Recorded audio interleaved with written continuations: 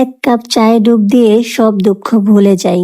দুঃখ পুষতে নেই, চায়ের ধোয়ার সাথে উড়িয়ে দিতে হয়। এই শীতের মধ্যে এক কাপ গরম গরম ধোয়া ওঠা চা কি যে শান্তি দিচ্ছে, যেটা আমি আপনাদেরকে বলে বোঝাতে পারবো না। হ্যালো সবাইকে, কেমন আছেন সবাই? আশা করি সবাই ভীষণ ভালো আছেন। আমরা চলে আসলাম চা নিবাসে। এখানে অনেক রকমের চা রয়েছে। এর থেকে আমি তান্দুরি চাটা নিয়েছি, বাকিরা তাদের ইচ্ছা মতো চা নিয়েছে, যার যেটা পছন্দ।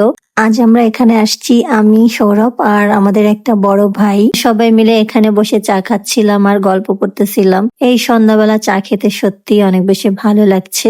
আমি তো বেশ এনজয় করে এটা খাচ্ছিলাম, আর অনেক বেশি শীতও লাগতেছিল। চা আর কফির মধ্যে আপনারা কোনটা খেতে পছন্দ করেন? আমি বরাবর একটু কফি খেতেই পছন্দ করি, বাট চা মন্দ লাগে না। চা কোনো নেশা নয়, চা তো ভালোবাসা। আমার তো মনে হয় বন্ধু আর এক কাপ চা মন ভালো করার জন্য যথেষ্ট। আপনারা কে কে চা খেতে পছন্দ করেন অবশ্যই জানাবেন। আর আজকের ভিডিওটা এই পর্যন্তই। সবাই ভালো থাকেন, টাটা।